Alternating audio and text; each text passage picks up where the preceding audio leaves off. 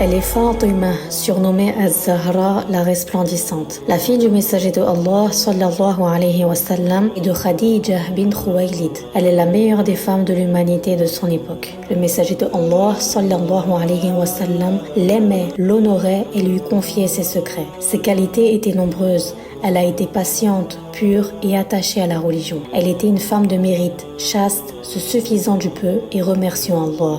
La dame Fatima est née avant l'avènement de la mission du messager de Allah sallallahu alayhi wa sallam. Elle est la quatrième fille du messager de Allah sallallahu alayhi wa sallam, issue de Notre-Dame Khadija. Elle est venue après Zainab, Ruqayya et Kalthum. Al-Hakim rapporte de Aïcha, que Allah lui fasse miséricorde, qu'elle a dit: Je n'ai jamais vu quelqu'un dont les paroles et la manière de parler aient été plus proches de celles du messager de Allah sallallahu alayhi wa sallam que Fatima. Lorsqu'elle venait le voir, il se levait pour elle, il l'embrassait, il lui faisait bon accueil, il la prenait par la main, il la faisait asseoir auprès de lui, et elle, à son tour, lorsque le messager de Allah sallallahu alayhi wa sallam entrait, elle se levait pour lui faire bon accueil, elle lui embrassait la main.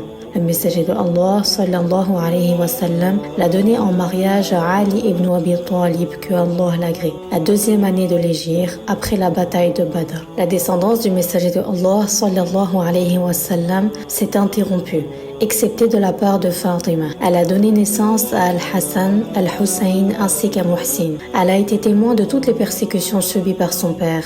Elle a vu les gens se moquer de lui, des gens le blessaient physiquement. Elle suivait l'exemple de sa mère qui soutenait son époux avec patience et loyauté. Fatima Zahra était non seulement d'une grande beauté, mais aussi d'une noblesse de caractère exceptionnelle. Elle était constamment en activité dans les tâches domestiques, aider son mari, réciter le Coran, aider dans les batailles, soigner les blessés, préparer les repas pour les soldats.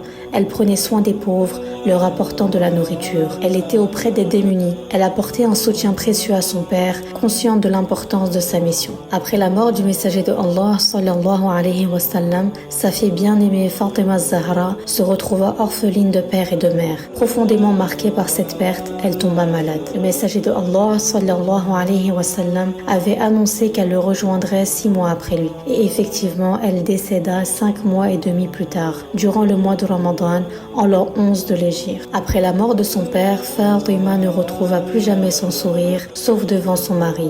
Elle était brisée par les épreuves et les persécutions qui se poursuivaient. Peu avant sa mort, Fatima se réveilla un jour avec une joie inhabituelle. Elle prit un bain, se parfuma, enfila sa plus belle robe et demanda que son lit soit installé dans la cour. Puis elle fit appeler Ali.